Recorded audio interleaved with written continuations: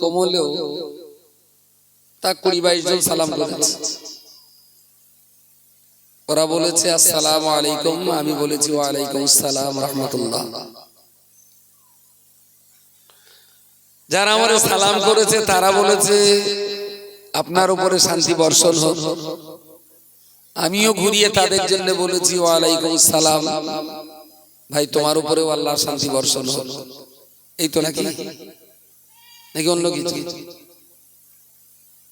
জিনিসটা খারাপ না ভালো? রাসূল বলেছেন একজন মুসলমানের প্রতি আর একজন মুসলমানের যদি উপকার করার ইচ্ছা হয়, যার একটা ভাইয়ের উপকার হোক, তাহলে সে যেন তার ভাইয়ের জন্য দোয়া করে। সুবহানাল্লাহ বলে। এর চেয়ে বড় উপকার কোন ভাই কোন ভাইকে করতে পারে না। দোয়া কর। দোয়াটা কি? কারোর জন্য কুশল কামনা করা, ভালো চাওয়া। তো আমি বললাম আসসালামু আলাইকুম, আপনার উপরে শান্তি বর্ষণ হোক, বা আল্লাহ আপনি আমার ভাইয়ের উপরে শান্তি দান করুন। এটাও একটা দোয়া, এবং এটা হলো শান্তি। তাহলে কোন দোয়া বাদ গেছে বলে মনে হয়? হয়তো তার ছড়া মেয়ে ছেলে হয়। আমি বললাম আল্লাহ তুমি শান্তিতে রাখো, তার মানে ওটা পাঁটা যাচ্ছে, পাঁটাটা যেন হয়। জল করে লস খেয়েছেন, জেনা দিতে পারছেন না, কষ্টে অশান্তিতে আছেন। আমি বললাম সালাম আলাইকুম, আল্লাহ তুমি এর উপরে শান্তি দাও। তার মানে ওর যে দেনাটা করে বলেছে আল্লাহ দেনা শোধ করার ক্ষমতা দিও। তাই তো নাকি? বউ ছোট বড় করে গাল দিয়েছে, মনে বিরাট অশান্তি। আমি বললাম আসসালামু আলাইকুম, আল্লাহ তুমি আমার বেটা শান্তি দাও। তার মানে বউ যেন ওরা ছোট মোটা না বলে। শান্তি চাওয়া মানে পৃথিবীর সব দোয়া ওর ভিতরে আছে না? শান্তির ভিতরে যত চাওয়া পাওয়া সব তো শান্তির জন্য। প্রিয় রাসূল বলেছেন একজন মুসলমান আর একজন মুসলমানকে সবচেয়ে যেটা বেশি দিতে পারে সেইটা হলো দোয়া। আর সেই দোয়ার ভিতরে সবচেয়ে ভালো দোয়া এক ভাই আর এক ভাইয়ের জন্য শান্তি চাইবে, যেটাকে আরবি ভাষায় আমরা বলি সালামের আদান প্রদান। আমি আপনাকে সালাম করব, আপনি আমাকে সালাম করবেন, ভালো আছে। তাহলে এই সালাম দিলে আপনার জন্য দোয়া করা হলো। সালাম দিলে নবীর সুন্নত মেনে চলা হলো। সালাম দিলে আপনিও ভালো থাকলেন, আমিও ভালো থাকলাম, ভালো লাগলো। এখানে যে কটা মানুষ আছেন সত্যি করে বলবেন বাড়ি বউটার সঙ্গে সালাম দেয় কেনা কেনা? একটু ইশারা করেন। একজন, বাহ, আই বুড়ো নাম বুঝে গেছে। একজন তার গিন্নিকে সালাম করে। আর বলেন বলেন আর কেমন? কাজটা তো খুব ভালো, কিন্তু করা হয় না কেন? বলেন কাজটা কি খারাপ? সালাম করা, সালাম করা কাজটা খারাপ? কাজ বলো তো, বোধ দিতে হবে। হুজুর আছে, মৌলভী সাহেব আছে, ইমাম আছে, মাওলানা আছে, তাদের সালাম করবো, বউটা সালাম করবো। তাহলে আপনার কি মনে হয় যে সমাজে সবচেয়ে বেশি অশান্তিতে আছে গ্রামের ইমাম, মুয়াজ্জিন, মৌলভী সাহেব, বক্তা, মুফতি সাহেব, কারি সাহেব, এরা বিরাট অশান্তিতে আছে। সেই জন্য ওদের জন্য বেশি বলতে হবে যে আল্লাহ তোমাদের শান্তিতে রাখুক, আসসালামু আলাইকুম। মৌলভী সাহেবরা কি বিরাট অশান্তিতে আছে, সেই জন্য আপনারা সালাম বেশি করেন? বলেন বলেন। আপনি আমার জন্য সালাম চাইলেন আর আমি আপনার জন্য সালাম দিলাম। আপনি বললেন আব্দুল মাতিনের উপরে শান্তি বর্ষণ হোক, আমি ঘুরিয়ে বললাম আল্লাহ আব্দুর রহমানের উপরে আপনি শান্তি দান করুন। তাহলে আমার দোয়া যদি কবুল হয় তাহলে আপনি কেনা, আর আপনার দোয়া যদি কবুল হয়, বলেন বলেন কথা বলেন। আপনি আমার সালাম দিলেন, আমি আপনার সালাম দিলাম। তো আমি বললাম আসসালামু আলাইকুম, আপনার উপরে শান্তি হোক। এটা যদি কবুল হয় তাহলে লাভ আপনার, আর আপনি আমার জন্য সালাম চেয়েছেন, শান্তি চেয়েছেন আল্লাহর কাছে, ওটা যদি কবুল হয় তাহলে লাভ। আমার দোয়া কবুল হলে আপনার লাভ, আর আপনার দোয়া কবুল হলে আমার লাভ। আচ্ছা, এটা যদি ঘরে ঘরে হয়, আপনি আপনার বউডারে বললেন আসসালামু আলাইকুম, তোমার উপর শান্তি বর্ষণ। আচ্ছা, বউ যদি শান্তিতে থাকে, ভাতার কি অশান্তিতে থাকে? কথা বলে তাহলে বউ শান্তি পেলে আপনার পাওনা হলো। সে আবার ঘুরিয়ে বললো ওয়ালাইকুম আসসালাম, তোমার উপরে শান্তি বর্ষণ। তার মানে দুজনের যদি একটা কবুল হয় তাহলে দুজনে ভাগ ভাগ। স্বামীর উপরে শান্তি থাকলে সেই শান্তিতে বোর ভাগ আছে, আর বোর উপরে যদি শান্তি বর্ষণ হয় সে শান্তিতে আবার স্বামীর ভাগ আছে। আপনার সঙ্গে আমার সালাম কালামে যদি আপনারটা কবুল হয় তাহলে আমার লাভ, আপনার কলা, তাই না? আর স্বামী স্ত্রী সালাম করলে যে কোনো একটা কবুল হলেই দুজনের লাভ, কারণ এক হাঁড়ির ভাত খান দুজনে, এমন তো আপনার হাঁড়ির পার্টনার না। তাহলে পৃথিবীতে আপনার শান্তিতে থাকার জন্য আলেম, মাওলানা, পীর সাহেব, সুফি সাহেব, ইমাম সাহেব, মুয়াজ্জিন সাহেব সবচেয়ে বেশি সালাম হওয়া উচিত ছিল আপনার বোর সাথে, যে সংসারটা শান্তি থাকে। কিন্তু সেই জায়গাটায় সালাম হয় না। যদি কেন জিজ্ঞেস করি কোনো উত্তর আছে? একজনের উত্তরটা বলেন দিন, যে কারণটা কি, কি কারণে ভালো কাজটা করতে পারি? কাজটা তো ভালো কিন্তু করতে পারি, বাধাটা কি একটু বলবেন? বউ সালাম করলে কি তালাক হয়ে যাবার ভয় আছে? তালাকের ভয় তো। সালাম করলে কি বউ জুতোর বাড়ি মারিবে এরকম কোনো ভয় আছে? বলেন কি জন্য করেন, কারণ বলেন, আমার ওষুধ আছে, যেরকম কারণ বললেন সেই রকম ডোজ দেব।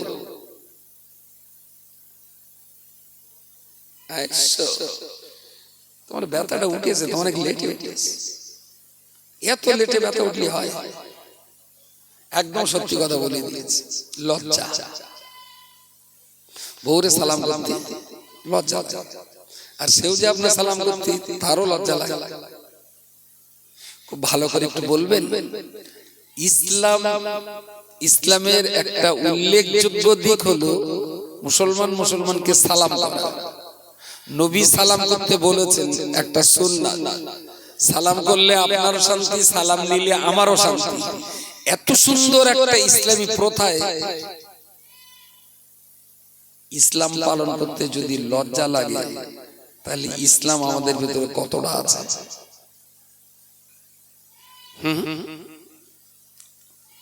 ইসলাম আমাদের ভিতরে কতটা আছে, তাইলে যে ইসলাম পালন করতে লজ্জা লাগছে।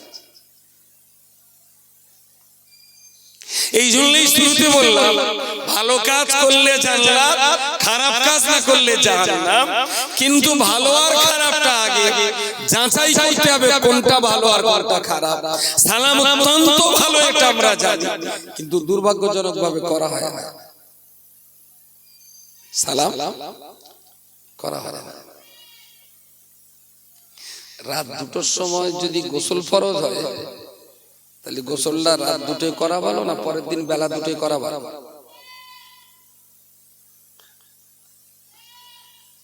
পেস লেগে যাচ্ছে না?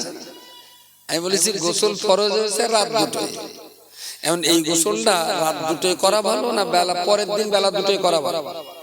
ভালো কখন?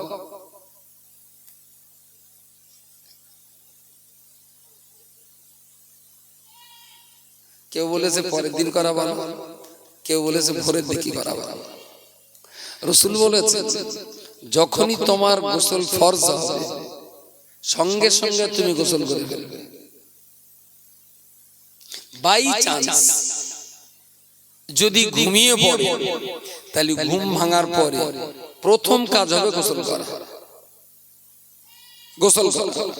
গোসল করবার সুযোগ পেয়েছেন, পরিবেশ পেয়েছেন, এর পরেও গোসল না করে আপনি যে মাটিতে পা দেবেন, ওই পায়ের তলার মাটি আপনার জন্য বদদোয়া দেয়, জাল্লা এই জালেম অত্যাচারের পদচিহ্ন থেকে তুমি আমাকে বাঁচাও।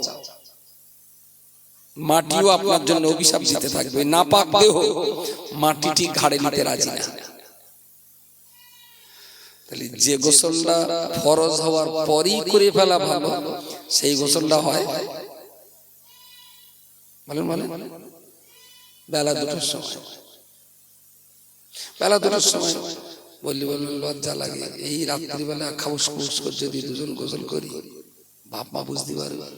আরে হারামি, বাপ মা সব জানে বলেই তুই কোম্পানিতে তোর প্রোডাকশন, আর তোর বাপ মা তুই গা হাত পা ধোয়ার জন্যই তো তোরে বিয়ে দিয়েছে। এ তো লজ্জার কি আছে মাথায় ঢোকে?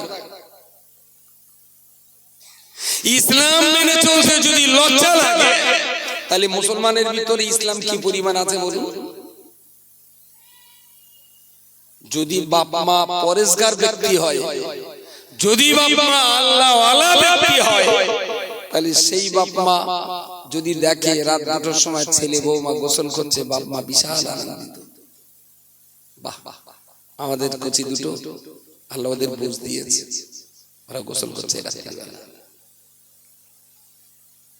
যদি গোসল না করে এইভাবে থাকে, পরের দিন চা করতে গেলে অনেক সময় শাওড়ি তুলে দেয়, তুমি যাও ঝাড় দাও, চা আমি করতে যাও। তার মানে শাওড়ি বুঝতে পেরেছে যে এই ছেঁচড়া বৌমার হাতে চা গেলা, কারণ ওই হাত রাত্রিবেলা চীন গেছে না, জাপানে গেছে, ব্রিটেনে গেছে না, আমেরিকায় গেছে, ঠিক নেই। আর সেই হাত এখন চা করবে, সব মনে হয় ওঠো তুমি, ওঠো তুমি ঝাড় গুলো দাও, আমি চা করে তোমার আব্বার দিচ্ছি। মুসলমানদের ফরজ গোসল করতে লজ্জা লাগে। তাহলে ইসলাম আমাদের কাছে কি ধরনের, কত পাকা ইসলাম আছে আমাদের কাছে। ইসলাম পালন করতে লজ্জা লাগে, অথচ গুরুত্বপূর্ণ বিষয়। এগুলো হলো সামাজিক বিধি, এগুলো একটা সামাজিক অবক্ষয়, সামাজিক সর্বনাশ।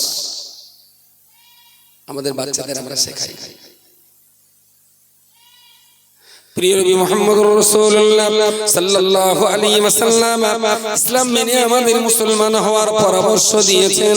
আল্লাহ কোরআনের ভিতরে বলেছেন, ইন্নাদ দীনা ইনদাল্লাহিল ইসলাম, আমি আল্লাহ পৃথিবীর মানুষ জাতির জন্য একটাই মাত্র ধর্ম তৈরি করেছি, ওই ধর্মটার নাম হলো ইসলাম। আমার বান্দা ইসলাম পালন করবে, যত তারা ইসলাম মেনে চলবে ততই তারা শান্তিতে থাকতে পারবে। ইসলাম যত ত্যাগ করবে ততই তারা অশান্তির আগুনে জ্বলে পুড়ে ছারখার হবে। ইসলামের দুটো দিক আছে, একটা আদেশ একটা নিষেধ। যে কাজ করলে আমাদের কল্যাণ হবে আল্লাহ সেই কাজ করবার আদেশ দান করেছেন, যে কাজ করলে আমাদের ক্ষতি হবে আল্লাহ পাক সে কাজ করতে আমাদের নিষেধ করে দিয়েছেন। আদেশ আর নিষেধ এই দুইয়ের সমন্বয় ইসলাম। এই কাজগুলো করলে তোমাদের লাভ হবে তোমরা করো, আর এই কাজগুলো করলে তোমাদের ক্ষতি হবে তোমরা করো না। মদ খাওয়া, মদ খেলে মানুষের ইজ্জত নষ্ট হয়, মদ খেলে মানুষের সম্পদের নষ্ট হয়, মদ খেলে মানুষের পারিবারিক এবং সামাজিক সম্পর্ক নষ্ট ছিন্ন হয়। আল্লাহ বলেছে ওইটা খেও না, ওইটা খেলে তুমি সমাজে অপাঙ্ক্তেয় হবে, অপমানিত হবে, লাঞ্ছিত হবে, লোকে খারাপ বলবে, তুমি মাথা তুলে বাঁচতে পারবে না। এই জন্য মদ চালা খাওয়া নিষেধ করে দিয়েছে। আল্লাহ বলেছেন পিতা মাতার যত্ন করো। কেন না, তুমি যদি তোমার পিতা মাতার যত্ন করো তাহলে তোমার ছেলে মেয়েরাও তাদের পিতা মাতাকে বলেন যত্ন করো। তাহলে তোমার ভালো থাকতে গেলে তোমার পিতা মাতাদের ভালো রাখবে। তুমি তোমার বাপ মাকে জান প্রাণ উজাড় করে দিয়ে ভালোবাসো। তুমি খাবার এনে তোমার ছেলে পিলের হাতে না, আগে তোমার বুড়ো মার হাতে দাও, তোমার বাপের হাতে দাও, তোমার ছেলে পিলেরা দেখো। তাহলে একদিন তোমার ছেলে যখন গার্জেন হবে সেও কিন্তু খাবার এনে তোমার হাতে তুলে দেবে। এবারে তুমি নাতি পুতিদের ডেকে ভাগ করে দাও। কিন্তু হারামি করে কি, হাটেতে একটা শাড়ি কিনে বউডার হাতে দিলে আর জিজ্ঞেস করে দিলে যে যদি মা জিজ্ঞেস করে তাহলে বলবি বলে আমার আব্বা দেশ। বুঝতে পারেন না দেখছে কেডা বোরকি স্বামী, আর স্বামী শিখে দিচ্ছে যদি আব্বা মা জিজ্ঞেস করে শাড়ি কেডা দিয়েছে তাহলে তুই বলবি যে আব্বা পেট গেছে, আব্বা কেডা হচ্ছে।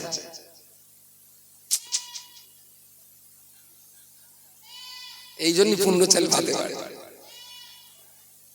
কিনেছে যে সে তো স্বামী, মা জানলে দুঃখ পাবে আমার মেয়েটা শাড়ি না দেবো আমার শাড়ি, সেই জন্য মুখ লুকাবার জন্য স্বামী বলে দিলে যদি মা জিজ্ঞেস করে শাড়ি কেটা দিয়েছে তাহলে বলবি আব্বা দেশে। শাড়ি কি সত্যি আব্বা দেশে দেশে কেটা ছেলে, তাহলে বাপ কেটা হচ্ছে ওর কাছে।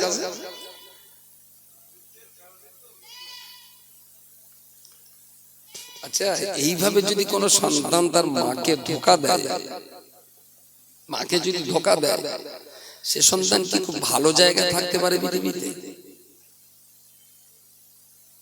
আপনার মতো বহু অট্টালিকালে মালিক ফুটপাতেও জায়গা হয়, বাবা মার বদদোয়া শেষ হয়ে গেছে, কিচ্ছু রাখতে পারে না। তাহলে ইসলাম বলেছে পিতামাতার সেবা করো, তাহলে তুমিও একটা টাইমে তোমার সন্তানদের কাছে সেবা পাবে।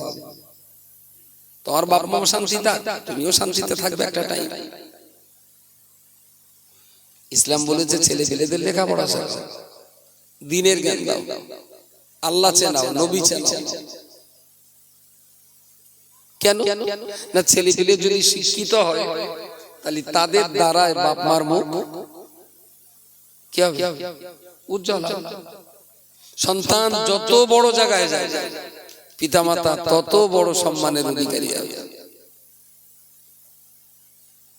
সন্তান যত নিচে নামবে, অসামাজিক হবে, পাপী হবে, চোর হবে, গুন্ডা হবে, ডাকাত হবে, বদমাশ হবে, বাপ মার সম্মান তত নষ্ট হবে। তাহলে ইসলাম তো আমাদের লাভের জন্য, এটা জোর করে গেলে তো হয় কেন মানুষের? এ তো আমাদের লাভ। আমরা যত মেরে চলবো আমাদের তত লাভ। আমাদের বাচ্চা কাচ্চা লেখাপড়া শিখে কেউ আলেম হোক, কেউ ডাক্তার হোক, কেউ মাস্টার হোক, কেউ হাফেজ হোক, কেউ ইঞ্জিনিয়ার হোক, কিন্তু সবার ভিতরে ইসলাম তো থাক। ডাক্তার হলে এমন তো নয় যে নামাজ পড়া যায় না, ইঞ্জিনিয়ার হলে এমন তো নয় যে নামাজ পড়া হারাম। তাহলে দেশের সেবা করার জন্য কেউ ডাক্তার, কেউ ইঞ্জিনিয়ার, কেউ মাস্টার, কেউ ব্যারিস্টার হোক না, ওরা 5 ওয়াক্ত নামাজ পড়ুক, একটু সকাল সন্ধ্যা কোরআন তেলাওয়াত করুক, বাকি সমাজের সেবা করুক, মানুষের পরিষেবা দিক, খুব ভালো। প্রিয় শ্রোতা মণ্ডলী, আমার আল্লাহ পাক রব্বুল আলামিন সন্তানদের লেখাপড়া শিক্ষার কথা যেমন বলেছেন, তেমন সন্তানদের বলেছেন তোমরা তোমাদের বাবা মার সেবা যত্ন করবে। আল্লাহর বান্দা মনে রাখুন, লোকমান হাকিম রাহমাতুল্লাহ আলাইহির কথাবার্তা আল্লাহ কোরআনের ভিতরে বর্ণনা করেছে। লোকমান হাকিম তার সন্তানকে ডেকে বলতেন, ইয়া বুনাইয়া, ইয়া আমার কলিজার টুকরা সন্তান, আমি তোমার বাবা, তোমায় বলছি, আমি তোমার পিতা তোমায় বলছি, খবরদার লা তুশরিক বিল্লাহি, জীবনে যতদিন তুমি দুনিয়াতে বাঁচবে কোনদিনের জন্য আল্লাহর সঙ্গে শরীক করো না, আল্লাহর সঙ্গে শিরক করো না। ইন্নাস শিরকা লা যুলমুন আযীম, কারণ আল্লাহর সঙ্গে শরীক করাটা এটাই হলো তোমার জীবনের বড় অত্যাচার। কেউ রাগ করে মার সঙ্গে বাবার সঙ্গে রাগ করে বিষ তেল ঢকঢক করে খেয়ে, ও অত্যাচার কার উপরে করেছে? কার উপরে? একদম নিজের।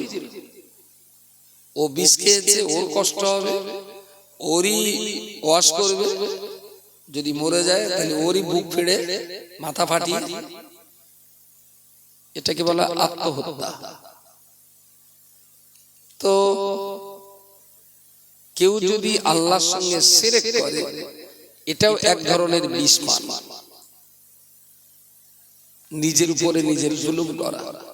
কেউ যদি নামাজ না পড়ে, এটাও এক ধরনের নিজের উপরে জুলুম করা। কেউ যদি হারাম রোজগার করে, এটাও এক রকমের নিজের উপরেই জুলুম করা।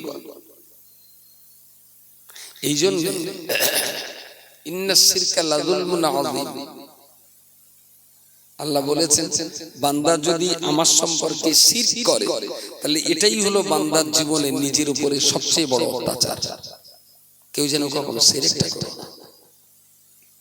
লোকমান হাকিম সেই কথাগুলোই তার সন্তানকে বোঝাচ্ছেন। ছোট্ট বয়স থেকে সন্তানকে তৈরি করতে হবে। বললেন লা তুশরিক বিল্লাহ, জীবনে মরণে হাসিতে কান্নায়, দেশ বিদেশে স্বদেশে প্রবাসে বিপদে মুসিবতে হাসিতে যেখানেই তুমি যে অবস্থাতেই থাকো না কেন আল্লাহর সঙ্গে শিরক কখনো করবে না। এটা তোমার জীবনের সবচেয়ে বড় ভুল, কখনো এই কাজ করবে না। আল্লাহ পাকের মাহবুব বান্দা লোকমান হাকিম তার সন্তানকে লক্ষ্য করে বললেন, ও বাবা কলিজার টুকরা সন্তান, আমি তোমাকে আল্লাহ চেনার জন্য বলছি, আল্লাহ বুঝবার জন্য বলছি। ইনকানা হাব্বাতিন মিন খারদালিন ফাতাকুন ফি সাখরাতিন আও ফিস সামাই আও ফিল আরদি ইয়াতি বিহাল্লাহ। ও বাবা ছেলে তুমি শোনো, আমি তোমার বাবা লোকমান তোমার উন্নয়নের জন্য ভালোর জন্য বলছি। ইনকানা হাব্বাতিন যদিও হয় এক টুকরো সরিষার দানা, ফাতাকুন ফি সাখরাতিন সেটা যদি আসমান জমিনের মাঝখানের শূন্য ফাঁকা জায়গায় যদি কোথাও রেখে দেওয়া হয়, আও ফিস সামাই আও ফিল আরদি সাত আসমানের কোথাও যদি সেটাকে গোপন করে রাখো, অথবা পৃথিবীর জমিনের কোথাও যদি তুমি সেটাকে গোপন করে রাখো, তামাম দুনিয়ার কেউ সেটা যদি বার করতে না পারে, আমি তোমার বাবা তোমায় বলছি ইয়াতি বিহাল্লাহ, তোমার গোপন করে রাখা সরিষার দানাটা তোমার আল্লাহ পাক তিনি কিন্তু তার খবর রাখবেন। সুবহানাল্লাহ, একটু সবাই মিলে বলেন সুবহানাল্লাহ। বাচ্চাকে বাবা আল্লাহ চাচ্ছেন, একজন পিতা তার সন্তানকে আল্লাহর শক্তি বোঝাচ্ছেন যে আসমান আর জমিনের মাঝখানের ফাঁকা জায়গায় যদি রাখা বা সপ্তম আসমানের কোন জায়গায় যদি রাখা বা বিরাট ভূখণ্ড পৃথিবী নামী জমিনের কোথাও যদি তুমি একটা সরিষার টুকরো, সরিষা না সরিষার টুকরোকেও যদি তুমি কোথাও গোপন করো, তামাম দুনিয়া জানবে না, কিন্তু তোমার আল্লাহ জানে। সুতরাং যখনই তুমি কোনো কাজ করতে যাবে, পৃথিবীর পুলিশ, বাবা মা, সামাজিক লোক সবাইকে চুরি করলেও তুমি যেন কখনো আল্লাহকে চুরি করার চেষ্টা করো না, কারণ তুমি আল্লাহকে চুরি করতে পারবে না। একটা পিতামাতার ডিউটি বাচ্চা বয়সে এই জ্ঞানের কথাগুলো প্রতিদিন তার সন্তানকে বোঝানো, প্রতিদিন তার বাচ্চাকে বোঝানো, যেন আমাদের বাচ্চাটা আল্লাহর পথে ঠিক থাকে। ইসলাম তো এমন কিছু নয় যে ইয়াসিন সূরা ইখলাস পড়ে তেল পানি পড়ে দিল, কোচির এক ঢোক খাইয়ে দিল আর কোচি পাকা মুসলমান হয়ে গেল। এটা তো এমন কোনো ব্যাপার নয়। সিরাজপুরে হাজাম ডেকে এনে কোচির ডবল কাট দিয়ে দিলাম যে আমার কোচি পাকা মুসলমান, সিঙ্গেল কাট দিলে আধা মুসলমান আর ডবল কাট দিলে পাকা মুসলমান। উঠি কখনো হয়? বলার উদ্দেশ্য একজন বাবা আল্লাহ চেনাবার ব্যাপারে সন্তানের প্রতি কতটা দায়বদ্ধতা রাখতে পারে। বাবার দায়িত্ব সন্তানের সঙ্গে আল্লাহর পরিচয় করে দেওয়া। আলেম, মাওলানা, মুফতি, ইমাম, পীর সাহেবের দায়িত্ব নয়, প্রত্যেকটা বাপের দায়িত্ব। আল্লাহর বান্দা বলে রাখুন, হযরত লোকমান হাকিম রাহমাতুল্লাহ আলাইহি তিনি তার সন্তানকে বললেন, ও আমার কলিজার টুকরা সন্তান, আমি তোমার বাবা তোমায় বলছি আকিমিস সালাতা। বান্দা ঘরে বাইরে স্বদেশে বিদেশে প্রবাসী লোক শোক জরা বিদেশি খানলায় যে অবস্থাতেই থাকো না কেন, আমি তোমার পিতা তোমায় বলছি আকিমিস সালাতা, তুমি সময় মতো নামাজ পড়বে, ওয়া আমরু বিল মারুফি সৎ কাজের আদেশ করবে, ওয়া নাহু আনিল মুনকারি অসৎ কাজ থেকে মানুষকে বাধা দেওয়ার চেষ্টা করবে, ওয়াসবির আলা মা সাবাক আর তোমাকে ধৈর্য ধারণ করতে হবে, কারণ অন্যায়ের প্রতিবাদ আর প্রতিরোধ করতে গেলে তোমার প্রতি যে দুর্ব্যবহার হতে পারে, এই দুর্ব্যবহারের মোকাবেলায় তোমাকে সবর ইখতিয়ার করতে হবে। আকিমিস সালাহ, কোচি যখন যেখানে থাকিস বাবা সেজদায় মাথা দিয়ে আল্লাহকে বলিস সুবহান রাব্বিয়াল আ'লা, এটা যেন ভুলে যাস না বাবা। কারণ আমি তোর বাবা হয়তো দুটো ডাল ভাতের ব্যবস্থা করি, তবে তোর নাকের অক্সিজেনটা কিন্তু তোর মালিক আল্লাহ দেয়। তো আল্লাহর সঙ্গে কখনো বেঈমানি করিস না বাবা, নামাজটা পড়িস। আমর বিল মারুফ, যেহেতু বেটা তুমি মানুষ, তাই তোমার উপরে দায়িত্ব যে ভালো জিনিসগুলো প্রচার করা। তুমি মানুষকে ভালো কাজ করার জন্য সবসময় বুদ্ধি দেবে, পরামর্শ দেবে, সহযোগিতা করবে। মানুষ যেন তোমার বুদ্ধিতে, পরামর্শে, সহযোগিতায় ভালো কাজ করতে যেন মানুষ এগিয়ে আসে। আমর বিল মারুফ ওয়া নাহা আনিল মুনকার। তোমার চোখের সামনে কেউ যদি কোনো খারাপ কাজ করে, তাহলে তোমার দায়িত্ব তুমি তাদের বোঝাবে যে খারাপটা করতে নেই, আরে এটা করলে সমাজের ক্ষতি হবে, এটা করো না, বিপদে পড়ে যাবে, এটা করতে নেই, মানুষের কষ্ট হবে। অসবির, আর একটু ধৈর্য ধারণ করবে। হঠকারিতা করবে না, হঠকারিতা করবে না, ভাষা কর্কশ যেন না হয়, ধৈর্য ধারণ করবে, মিষ্টি ভাষায় মানুষের সঙ্গে কথা বলবে, ভালো কাজের আদেশ দেবে, খারাপ কাজ রুখে দেওয়ার চেষ্টা করবে, নামাজটা পড়বে যেখানেই থাকো না কেন। আচ্ছা, আমরা যারা বাপ হয়েছি, আমাদের ছেলে পিলেদের এই কথাগুলো ঠিকঠাক মতন বলা হয়?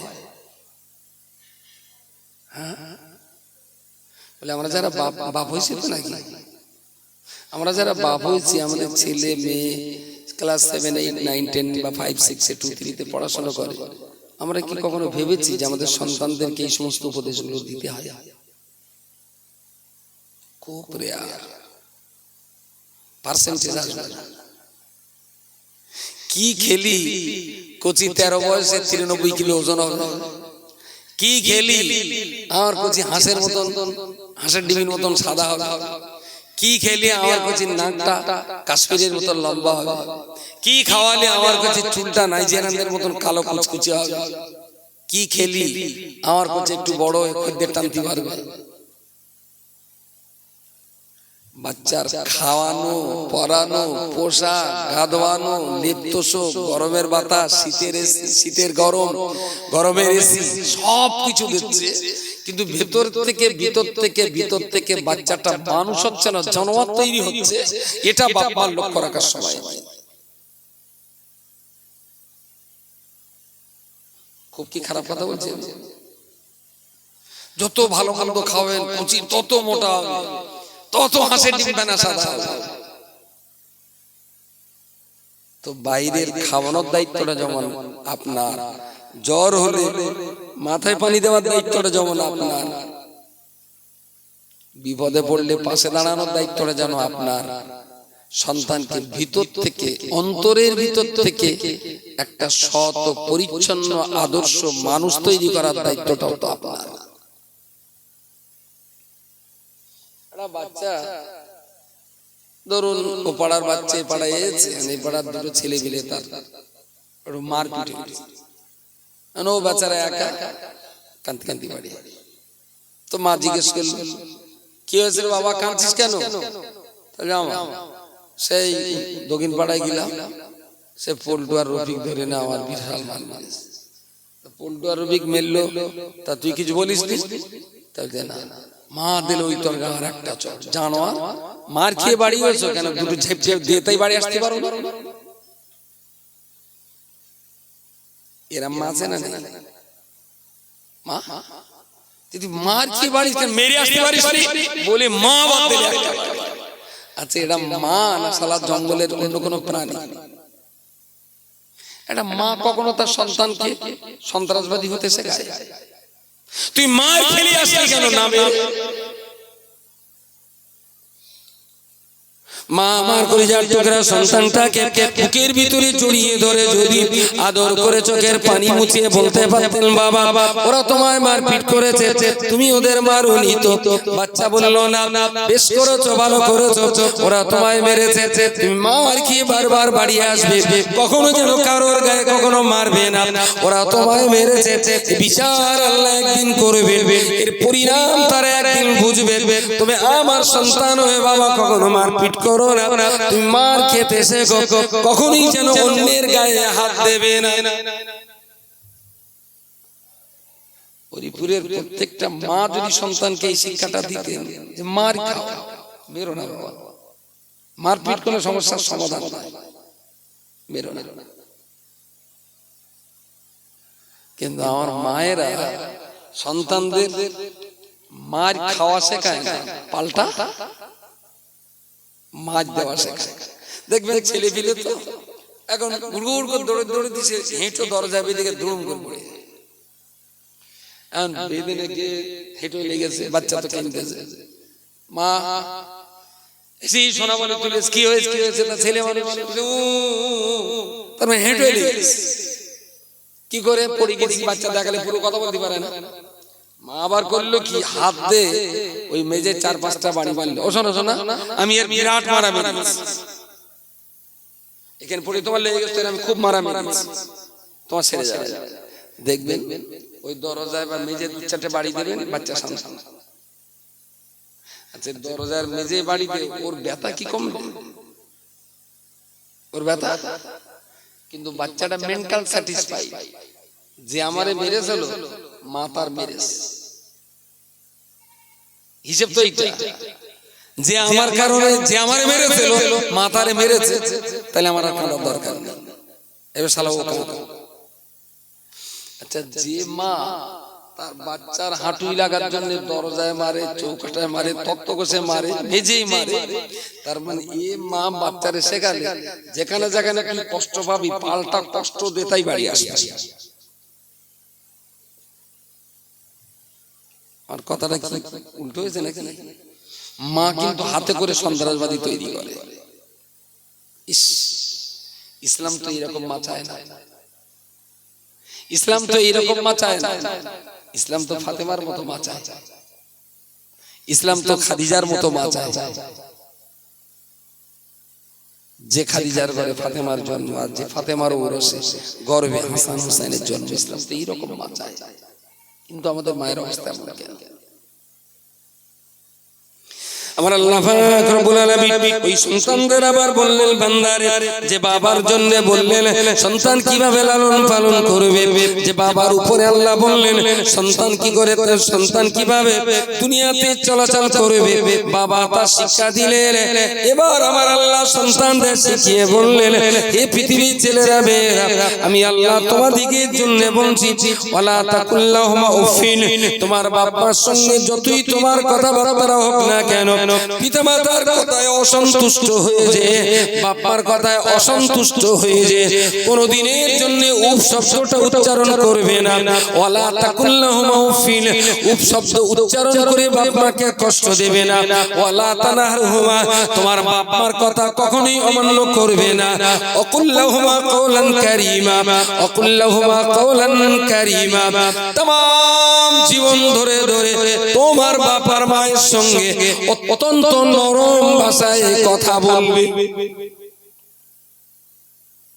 শুধু টুপি আর দাড়ি আর বড় জুব্বার নাম ইসলাম না, এইরকম সুন্দর তৈরি সন্তান তৈরি করার নামও ইসলাম। আল্লাহ সন্তানদের বলছেন যে মা বাবার কথায় অসন্তুষ্ট হয়ে কখনো উফ শব্দ বলবো না। আমরা মাঝে মাঝে অধৈর্য হয়ে বলি না উফ উফ, আমরা কথা ব্যবহার হয়নি দিকে, সব দিকে হয়, পৃথিবীর সব ভাষাতে উফ। ওলা তানহারহুমা, বাপ মা যে কথা বলবে কখনো তা অমান্য করবে না, বাপ মার কথাটা মেনে নেবে। ছেলের বিয়ে দেবে, বাবাটা মেয়ে দেখে বড় বৌমা বললো, বৌমা সাবিরির বলো দিন একটা মেয়ে দেখে এসেছি। তা বড় ভাবি ভাত দিতে বললো, এই সাবির আব্বা বলো তোর জন্য মেয়ে দেখেছে। আব্বা দেখেছে, তাহলে ভাবি তুই আব্বার বল, আব্বা বলো 1200 পাওয়ারের চশমা দেয়, চোখি দেয়, সে মেয়ে দেখেছে নাকি হিজড়ি দেখেছে বলা যায় না, বুড়ো মানুষ তো। তো ভাবির বল, আব্বার বলিস আমি একটু দেখবো। তাও দেখতে গেল, উত্তর পাড়ার এক চুল্লুখোর, ভূমির পাড়ার এক গুটখাখোর, দক্ষিণ পাড়ার এক পাশা ছেড়া মাল। এখনকার প্যান যা হচ্ছে আর কি, পাশা ছেড়া উড়ছে না। এইরকম 4-5টা সঙ্গে করলে মেয়ে দেখতে গেছে বন্ধু বান্ধব, তা দেখে টেকে নিচে এলে বন্ধু বলদিন থেকে বলতো মেয়েটা কিরকম, মেয়ে ভালো, তার নাকটা যেন দক্ষিণ দিকে একটু টাল বানা আছে। আর উত্তর দিকের কানটা যেন একটু ভারী পানা, বাস ছেলের মাথা ঘুরে গেছে। এই ভাবি আবার বলে দিবি ওই মেয়ে হবে না। তার মানে ওর বাপের চাইতে এই শালা চুল্লু করার পাশা ছাড়া প্যান পরা এরাই হলো ওর কাছে বেশি প্রিয়। বাপের কথা বের করা যাবে না, বন্ধু বলে হবে না তো হবে না। অথচ আল্লাহ ওরে বললেন ওয়ালা তানহারহুমা, তুই বাপমার কথা অমান্য করবি না। এই বাপ মা অমান্য করে বন্ধুর কথাটা মানে, যেন বন্ধুর দুধ পানি খাইয়ে মানুষ করেছে। অকুল্লাহুমা কওলান কারীমা, যতদিন বাঁচবে ততদিন তুমি তোমার বাবা মার সঙ্গে অত্যন্ত নরম ব্যবহার, খুব নরম। ইস, এখন এই সমাজে দেখতে হয় মায়ের মুখের উপরে ছেলে পিলে আঙুল তোলে, বাপের সঙ্গে ঝগড়া করে। সেটা পয়সার জন্য হতে পারে, বিভিন্ন কারণে হতে পারে, কিন্তু প্রশ্ন একটাই, বাপ মা যে অন্যায় করবে না কথা আমি বলবো না, পিতা মাতার ভুল হতে পারে, তারাও মানুষ, আমরাও মানুষ, আমাদের বাপ মার ভুল হতে পারে। আমি একবারও বলবো না যে আমাদের বাপ মার ভুল হবে না, কিন্তু বাপ মা যদি ভুল করে সেই ভুলের বিচার করার অধিকার কি আল্লাহ ছেলে মেয়েদের দিয়েছে? হ্যাঁ, বাপ মার ভুলের বিচার করা কি ছেলে পিলেদের আল্লাহ দিয়েছেন যে তোমরা তোমাদের বাপ মার বিচার করবে? বাপ মা যদি ভুল করে ওটা আল্লাহর উপরে ছেড়ে দেন, ওটা আল্লাহর উপরে ছেড়ে দেন। আপনি সন্তান হিসেবে আপনার পিতামাতার ভুল ধরতে যাবেন না, পিতামাতার ভুলের বিচার করতে যাবেন না। এই কথাগুলো আপনার সন্তানকে শিক্ষা দিন, দেখবেন আপনার সন্তানের কাছ থেকে আমি তেমন ব্যবহারটাই পাইবেন। অকুল্লাহুমা কওলান কারীমা, পিতামাতার সঙ্গে খুব নরম ব্যবহার করবে, কখনো গরম হবে না, কখনোই গরম হবে না। তোমার জীবনের সবচেয়ে মিষ্টি ভাষা, সবচেয়ে নরম ভাষা, সবচেয়ে আদর যত্নের ভাষাটা কাকে দেবে? বলে বাপ মা। যদি এরম রাত 9টা বাজে, মা ডাকলে পল্টু ভাত খেয়ে বাপ, এখন পল্টুরে মা ডেকেছে রাত 9টায় ভাত কাটিয়ে, সেই তর্কে পল্টুর ফোন বেজে গেছে। ফোন নিয়ে দেখে সোনা, পুরি ছালা শোনা শোনা, ওই শোনা শোনা করতে করতে বাড়ির থেকে লাফ মেরে খানা ডিঙ্গে পার হয়ে কলা বাগানের গোনায় বসে, কতদিন তোমার সঙ্গে দেখা হয় না, তুমি কোথায় আছো শোনা? তাহলে আমি চাচা বাড়ি আইছি, আপা মা জানবে না তো। ও শোনা শোনা করে গাল দিয়ে ফেঁকুটে যাচ্ছে, কলা বাগানে মশায় কামড়াচ্ছে পাশায়, কোনো দিক খেয়াল নেই। 15 মিনিট কথা বলে যেই ঘরে উঠেছে, মা বলল আবন্ডু কখন ভাত তুলে রেখেছি, কোথায় গেলি তুই? খ্যাস খ্যাস করিস না, তোর খ্যাস খ্যাসের জ্বালায় বাড়িতে পাপ লাভাবার গায়ে গায়ে। যে ভাষাটা মার কাছে দেওয়ার কথা ছিল সেইটা দিয়ে এলো, বলেন কলা বাগান। আর কলা বাগানে যেটা দেওয়ার কথা সেইটা তুই মারে যেটা দিলি, ওইটাই যদি কলা বাগানে দিতে পারতিস তাহলে বাসুর সমেত বনিদি ভাগলপুরের গাইনে তোর বাকি জীবন কাটাতে হতো না। ভাগলপুরে গাইনে কেন দুধ দেয় বেশি, তাই বললো আর কি।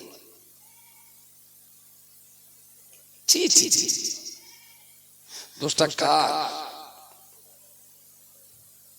প্রিয় শ্রোতা মণ্ডলী, আমার সমাজের জওয়ান ছেলেদের, আমার সমাজের যুবতী মেয়েদের এই কঠিন দুরবস্থার ভিতর দিয়ে কাল যাপন করছি।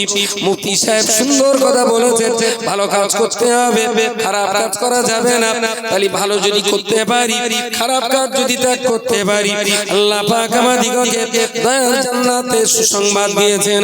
ও আল্লাহর বান্দা, তারই কথার রেশ ধরে আমি আপনাকে বলছি, ভালো কাজটা চিনতে হবে, খারাপ কাজটাও চিনতে চিনতে হবে। ভালো আর মন্দ যদি চিনতে পারি, খারাপ আর ভালো যদি আমরা বুঝতে পারি, তাহলে ভালো কাজ করা আমাদের জন্য সহজ হবে, খারাপ কাজ ত্যাগ করাটা আমাদের জন্য অত্যন্ত সহজ হবে। ভালো আর মন্দ যদি চিনতে আর বুঝতে না পারি, তাহলে কি করে ভালোটা করব, খারাপ কি করে আমরা ত্যাগ করব, এটা তো আমাদের পক্ষে সহজ হবে না। তো হরিপুরের মতন জায়গায় আমার পরের বক্তা কে, রাকিব সাহেব না এসছেন,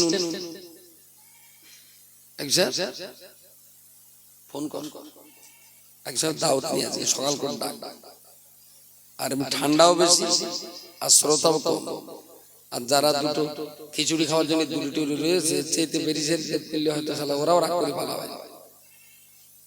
আসছে আমাদের কি ওই খিচুড়ি ভাই খাদেম ভাই, সে বেচারা তো যে মেজাজে আছে শীত তার ধারে পাশে থাকতে পারে না, এই কষ্ট করে সে রান্না বান্না করতেছে, খাবে কেড়ে।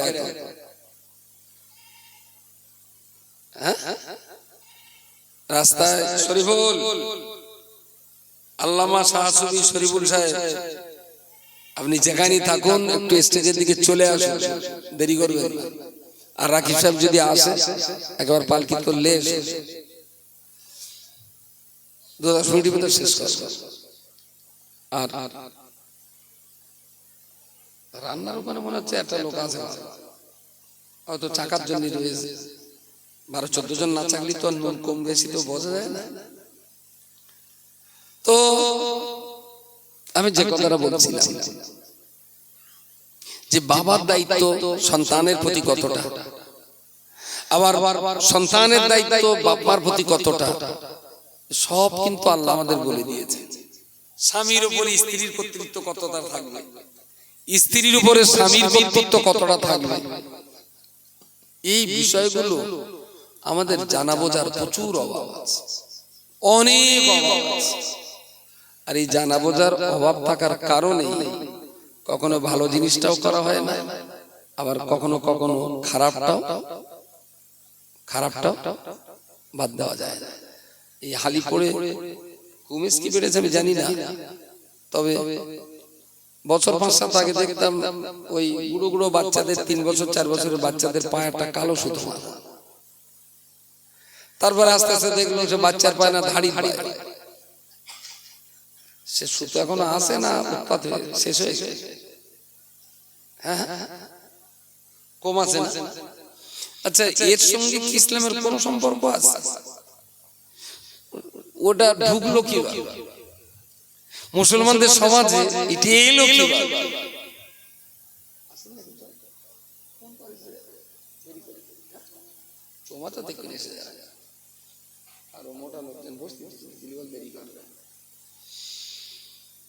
আচ্ছা, সেই কুঞ্চির রস খেয়েছিল হরিপুরের লোক, কুঞ্চির রস। আচ্ছা, ওটা কি বসিরুজুরি কিতাব, দাদাজুরি কিতাব, কোরআন শরীফ, হাদিস শরীফের কোন মাওলানা, কোন পীর সাহেব, কোন হুজুর, কোন ইমাম অতীতকালে কেউ কি বলেছিল এরকম একটা সুযোগ আসবে তোমরা যেন ছেড়ো না কুঞ্চির রস? মুদাম খেয়েছে মুসলমানরা, যারা মুদাম কুঞ্চির রস খাওয়া পার্টি, সেরা মুদাম বেলডাঙ্গা যাওয়া পার্টি। উঠেছে ভাই, চল বড় বড় গঙ্গায় যাই। গঙ্গায় এখন জোয়ান না ভাটা, আর গঙ্গার গভীরতা কতটা, এটা না ভেবেই যদি গঙ্গায় ঝাঁপ দেন, পরিণতিটা ভালো হবে না। কোন ডাইনি বাঁয় সামনে পিছনে ভাবনা চিন্তা রিসার্চ গবেষণা কিছু নেই, বাতি ঘুরিয়েছে সবাই যখন খাচ্ছে, চল একটু খেয়ে আসি। বিশাল ব্যাপার। এসব ওইসব হরিপুরের মসজিদের জাতি না, মসজিদ একটা হচ্ছে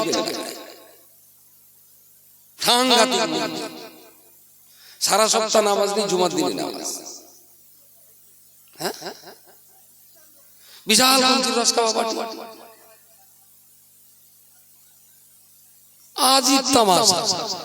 মানুষ আবেগ হয়, কিরম আবেগে মানুষ দৌড়চ্ছে আমার মাথায় যায় না। আশ্চর্য ব্যাপার। প্রিয় শ্রোতা মণ্ডলী, আমি আপনাকে বলতে চাই, যদি আপনি পিতা হন, সন্তানের প্রতি দায়িত্ব আপনাকে বুঝতে হবে। যদি আপনার বাপ মা বেঁচে থাকে, পিতা মাতার প্রতি আপনার কি দায়িত্ব সেটা আপনার বুঝতে হবে। আর পিতা বাপ মা, আপনার বাপ মা তাদের দায়িত্ব বুঝবে, পিতা সন্তানাদি তারা তাদের দায়িত্ব বুঝবে। এই দায়িত্ব সুন্দর করে পুচপাড় করাতে গেলে বাকায়দা ধারাবাহিকভাবে পড়াশোনা করতে হয়। চেষ্টা করেছিলাম হরিপুরে সেই ধরনের একটা পরিবেশ তৈরি করতে, কিন্তু দুর্ভাগ্য অনেক সময় ডায়রিয়া রোগের পেটে ঘি সহ্য হয় না।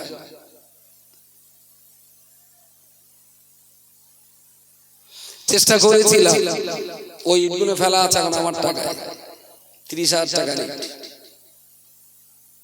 যেখানে সুন্দর করে একটা টাইমে বাচ্চারা শিখবে, কোরআন শিখবে, হাদিস শিখবে, ফিকহ শিখবে, আকায়েদ শিখবে, আখলাক শিখবে। মায়ের একটা টাইম ক্লাস করে তারা ইসলাম বুঝবে, সন্তানের প্রতি পিতামাতার দায়িত্ব বুঝবে। বুড়ো মানুষটা একটা টাইমে পড়বে, হাই স্কুলের ছেলে মেয়ের একটা টাইমে পড়বে।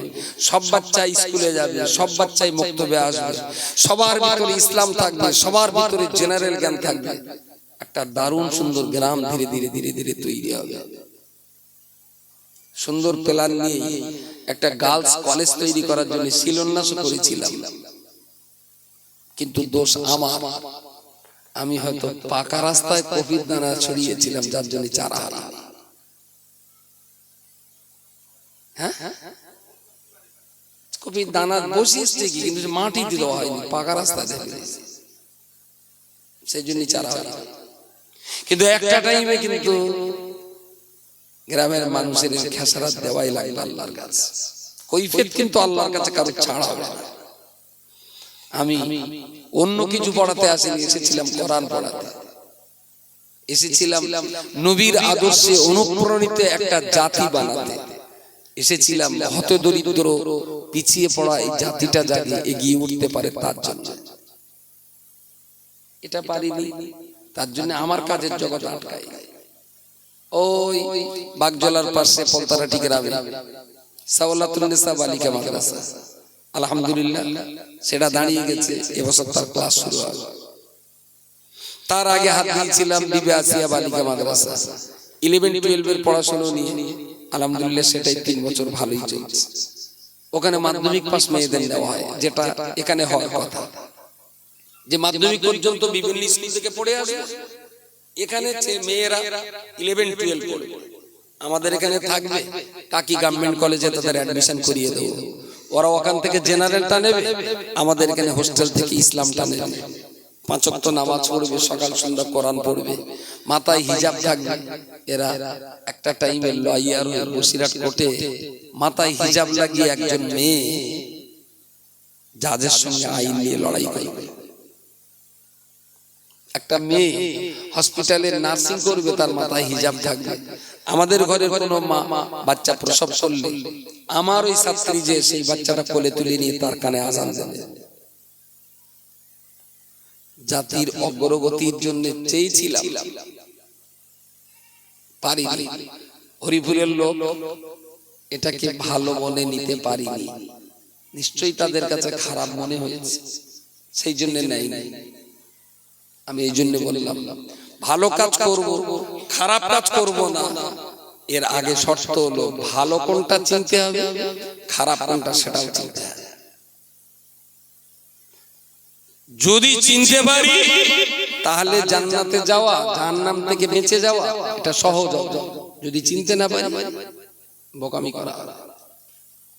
আমার কাজ আটকে এখানে যখন পারিনি, আমি মহেশপুরে একজন মহিলা 1 বিঘে জমি দিয়েছিলেন, সেই জমিতে লাগিয়ে দিয়েছি বিবি আসিয়া এডুকেশনাল ইনস্টিটিউট। বলতে বিহত 9000 স্কয়ার ফুট সাদ। এই একতলা তো চলছে, এবার আবার 2 তলা করব। আলহামদুলিল্লাহ অনেকগুলো মেয়ে পড়াশোনা করছে। এবার মাধ্যমিক পরীক্ষা হয়ে গেলে আবার 11 ক্লাসের জন্য বাচ্চা অ্যাডমিশন নেব, দারুণ সুন্দর চলছে।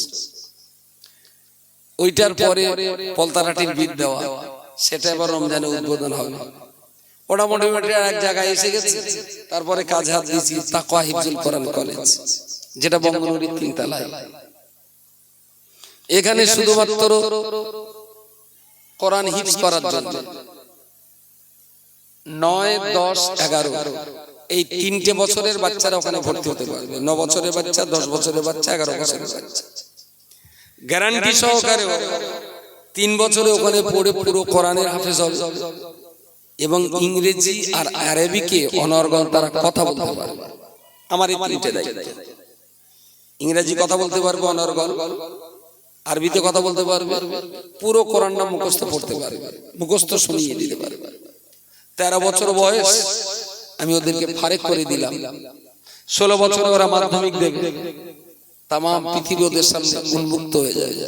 পৃথিবীর যে কোনো দেশ আর যে কোনো রাজ্যে ওরা যে পড়াশোনা করতে পারবে, যেহেতু তারা আরবিকে আর ইংলিশে থ্রুলি কথা বলতে পারবে। ভিতরে থেকে গেল কোরআন। এবার সেরা ডক্টর হোক, ইঞ্জিনিয়ার হোক, কোর্টের ব্যারিস্টার হোক, এরা লয়ার হোক, আরো অনেক কিছু হতে পারে। এদের দ্বারাতে ইসলামের ভালো মেসেজটা কর্মের জগতে অন্য সম্প্রদায়ের মানুষের কাছে পৌঁছে দেওয়া যাবে যে ইসলাম কত শান্তির ধর্ম, তাই না? আমি এখানে বললে আমার কথা হিন্দু ভাই শুনবে, কিন্তু আমার বাচ্চা যদি একটা ভিডিও হয়, তাহলে সেই ভিডিও চেয়ারে বসে ভালো কাজের জন্য কেউ যখন 2000 টাকা ঘুষ দিতে চাবে, বলবে কাকা কি করছেন? বলছে বাবা আমার জমিটা উদ্ধার করে দিয়েছো তুমি, তাই 2000 টাকা মিষ্টি খেয়ে। না না না না না, ভুল করছেন। আরে আমার এই কাজ করার জন্যই তো সরকার আমাকে রেখেছে, আমি টাকা নেব না কাকা। আর যদি কখনো আপনাদের বাড়ির দিকে যাই, ওই বসেন ভাই, দাঁড়িয়ে কেন? বসে বসে দাঁড়ালে আর বেশি কষ্ট। আর প্রথমে একটু বসলে স্যাঁকসা লাগাবে না, হবে, তারপরে আস্তে আস্তে ঠিক হয়ে যাবে। বস বস। ভিডিও বললেন সরকার তো আমাকে 70,000 স্যালারি দেয়। আরে আপনাদের কাজ করার জন্য, আমি তো আপনাদের সার্ভেন্ট, টাকা নেব না। যদি কখনো ওইদিকে যাই আপনার বাড়িতে চা খেয়ে আসবে, কাকা আসুন। এই হিন্দু লোকটা বুঝবে সত্যি শুনেছিলাম ইসলাম শান্তির ধর্ম, আজকে তো হাতে নাতে প্রমাণ পেলাম। একটা মুসলমান ভিডিও উপজে দিতে গেলাম 2000 টাকা, কিন্তু টাকাটা নিলে না। ভগবান, ভারতের সব অফিসার গুলো যদি এইরকম হতো, তাহলে আমার দেশে আর এত অস্থিরতা থাকতো না। That is Islam. Muslim officer কি একেবারেই ছিল না? দুটো চারটে যা আছে তাদের ভিতরে তো ইসলাম নেই। তাহলে অন্য ধর্মের মানুষেরা ইসলামের মেসেজটা পাবে কাদের দ্বারা? এই জন্য চেয়েছিলাম মেয়ে কিছু তৈরি হোক, যাদের ভিতরে ইসলাম থাকবে তারা সেইভাবে ইসলামের মেসেজটা অন্যের কাছে পৌঁছাতে পারবে। ছেলে কিছু তৈরি হোক, যাদের ভিতরে পূর্ণ কোরআন থাকবে, তাদের মধ্য দিয়ে ইসলামের ভালো কথাগুলো অন্য সম্প্রদায়ের মানুষের কাছে বার্তা যায়। আলহামদুলিল্লাহ, মাত্র 40টা বাচ্চার জন্য আমার প্রজেক্ট, অনলি 40 স্টুডেন্টস। 40টা বাচ্চার জন্য আমার এই প্রজেক্ট, 52 লক্ষ টাকা। একদম জলপানি ফেনা মনে হচ্ছে? বলি জলপানি ফেনা মনে হচ্ছে? জলপানি ফেনাই আমার ভয় লাগে। মানুষের কাছে আমাদের এটা, আমি অহংকার না, কাণ্ডলে অন্যায় স্বীকার করে ক্ষমা চেয়ে বলছি, মানুষ অল ইন্ডিয়া সুন্নতে জামাতকে বিশ্বাস করেছে, যারা কাজ করে। তা নইলে মানুষ অন্ধের মতো চোখ বন্ধ করে টাকা দিত না। আপনার চোখের সামনে তো খাদিজা তো তৈরি হতে দেখেছেন, বলুন আজকে খাদিজা কোন জায়গায়? ফাতেমার এই জমিটা শুনেছি রাত 12টায় বসে মিটিং হচ্ছে, বলছে ভাই জমিও লোক দেবে, তবে বলে বিরাট টান টান উত্তেজনা, অন্য একজনের সঙ্গে কথা হচ্ছে, তাহলে এক্ষুনি যেতে হবে। তো যতকে রাত 1:30টার সময় যে হাই সাহেবের বাড়িতে ডেকে দিয়েছি আমি আর স্থানীয় 2-3 জন। হাই সাহেব দেখে তো একদম বিশাল খুশি, এত রাত্রে আমার বাড়ি, বসেন বসেন বসেন। সেই রাত্রি চা পানি ডিম হাব্বাইল দিচ্ছে, খাচ্ছে। আমি চাচা ভাই যা হওয়ার হয়ে গেছে, জায়গাটা বলে দিতে হবে মাদ্রাসা করে। তাহলে আমি তো দেওয়ার জন্য রেডি, আপনারা আসেন না তো আমি কি করবো? আমি আবার অন্য লোক দেখছিলাম, রাত 1:30-2টার সময় কথা ফাইনাল হলো ফাতেমা প্রতিষ্ঠা। ফাতেমা বুঝতে পেরেছেন? ওটা কোন গ্রাম জানো? নিমডি। তার মানে লাইনের ওপিরটা খাদিজা, ওপিরটাই নিমদেড়িয়া, ফাতেমা তুজোহরা। বলুন তো এই টাকাগুলো তো, এতে তো সরকারের কোনো টাকা নেই, সব টাকা তো দেশের মুসলিম সম্প্রদায়ের টাকা। কখনো কখনো হিন্দু ভাইয়েরাও আমাদের এই কাজে খুশি হয়ে টাকা দেয়, আমি অস্বীকার করব না। অনেক হিন্দু সন্তুষ্ট হয়ে আমাদের কাছে টাকা দেয়, তাদের কাছে চাই না, তারা উপজে দেয়। বছরে কিছু কম বেশি 230 কোটি টাকার কাজ হয়। এতগুলো ছেলেদের মাদ্রাসা, 18 কোটিটা গার্লস ক্যাম্পাস, 300 গ্রামে model Islamic village project, Kerala model Islamic school, সব মিলিয়ে ছাত্র সংখ্যা আছে প্রায় 35,000। 35,000 আমার স্টুডেন্ট সংখ্যা। সব মিলিয়ে বছরে খরচ হয় প্রায় 230 কোটি টাকা। এই টাকা সব জনগণের টাকা। গতকাল আমাদের জলসা ছিল, চিনতে পেরেছেন? আমাদের একটা মাদ্রাসা আছে ইয়েতে, কি বলে ওই জায়গাটার নাম, তরণী, সীমান্তবর্তী এলাকায় তরণীপুরে কারুর সৌরবাড়ি টাড়ি নেই। তরণীপুর চিনতে পেরেছেন কোন দিকে? তাও চিনতে পারি। বসিরহাটে ব্রিজ পার হয়ে ওপার থেকে একটা বাস যায় তরণীপুর। কত কিলোমিটার? ওই 25-30 কিলোমিটার হবে। তার মানে একেবারেই প্রায় বাংলাদেশ বর্ডার সঙ্গে। আলহামদুলিল্লাহ সুন্দর চলছে, লক্ষাধিক টাকা কালেকশন হলো, মানুষ দিলেন। আলহামদুলিল্লাহ খুব ভালোভাবে মাদ্রাসাটা চলছে। তো অল ইন্ডিয়া সুন্নাতুল জামাতকে মানুষ বিশ্বাস করেছে, এটা আমার ব্যক্তিগত করিশ্মা, এটা আমার সংগঠনের কর্মী, সহযোগী, দাতা, আলেম ওলামা সবারই করিশ্মা। মানুষ বিশ্বাস করেছে, দুহাত তুলে টাকা দেয়। এই রাকিব সাহেব ও লোক মোটা এমনি ইমামতি করতে শুধু খেয়েছে আর শুয়েছে। আমি গেলাম, পরিচয় হলো, আমি বললাম এখানে যখন আছেন জায়গাটা ভালো করতে হবে। বলে বলুন কি করতে হবে? মডেল করতে হবে। একদম ঝাঁপিয়ে বললেন। ইনি আছেন আর ছোট ভাইটা, অ্যাকচুয়াল 20 হলো, তার একটু 20 বেশি।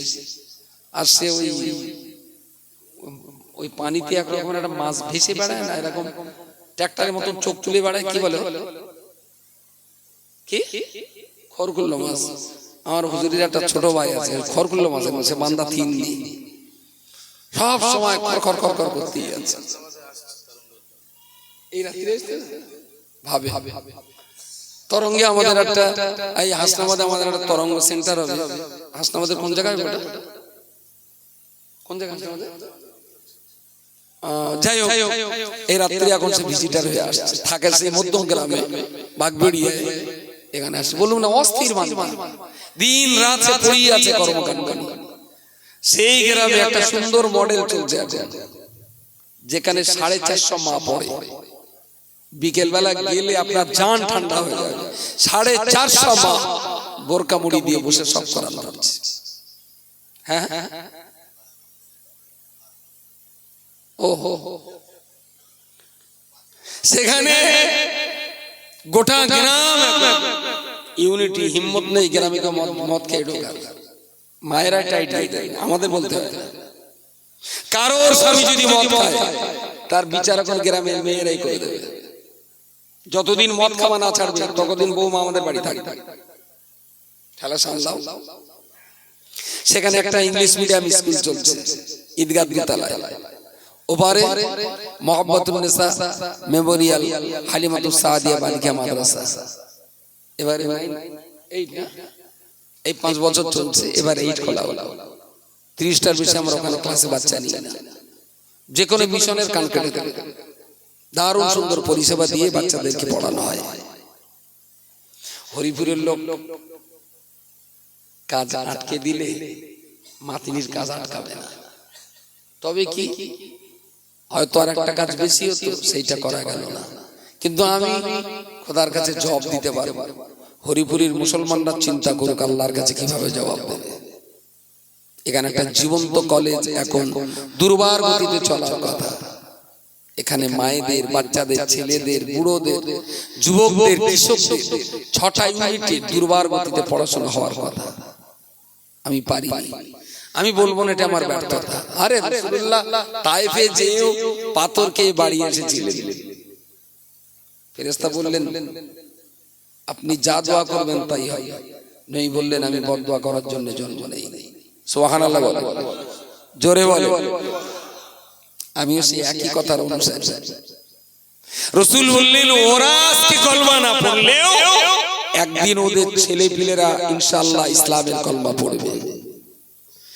যারা একদিন এখানে আমাকে কাজ করতে পারলাম না, হরিপুরের যারা কাজ করতে দিল না, আল্লাহ চাইলে তাদের ছেলে পিলেরা একদিন মাতিকে ডেকে এখানে কাজ করা। আমি বিশ্বাস করি, আমি হতাশ হই না, আমি হেরে যাওয়া বান্দা না, হতাশ হতে রাজি না। আল্লাহ বলেছেন লা তাকনাতু মির রাহমাতিল্লাহ, আল্লাহর রহমত থেকে নিরাশ হয় না। আমি সেই আল্লাহর রহমতের উপরে আজও আশাবাদী। সুতরাং সবাই সুস্থ থাকুন, ভালো থাকুন। দেশের বর্তমান পরিস্থিতির নিরিখে শিক্ষা উন্নয়নটা কতটা জরুরি যারা একটু খোলা চোখে আছেন তারা নিশ্চয়ই বুঝতে পারছেন। চেয়েছিলাম সবার জন্য শিক্ষা, সবার জন্য সুন্দর শান্তির সমাজ। চেয়েছিলাম সবাই এখানে কোরআন পড়বে, সবাই এখানে স্কুল কলেজে যাবে, একটা ফুলের মতো গ্রাম। আজকে না হলেও আল্লাহ যেন কাউকে না কাউকে দিয়ে, আমি যদি মরেও যাই আমার মরণের পরেও যেন আল্লাহ কোনো না কোনো বান্দাকে দিয়ে এই গ্রামের সেই সুন্দর পরিবেশ পরিস্থিতিকে আল্লাহ যেন ফিরিয়ে দেন। বলুন আল্লাহুম্মা আমিন। আমি বিদায় নিচ্ছি। তাকওয়া হিফজুল কোরআন কলেজ, এখানে 40টা বাচ্চা ভর্তি নেব। 9, 10, 11 বছরের ছেলে হতে হবে, এটা মেয়েদের জন্য না, ছেলেদের জন্য। 3 বছর হাফেজ হবে, ইংলিশ স্পিকিং কোর্স।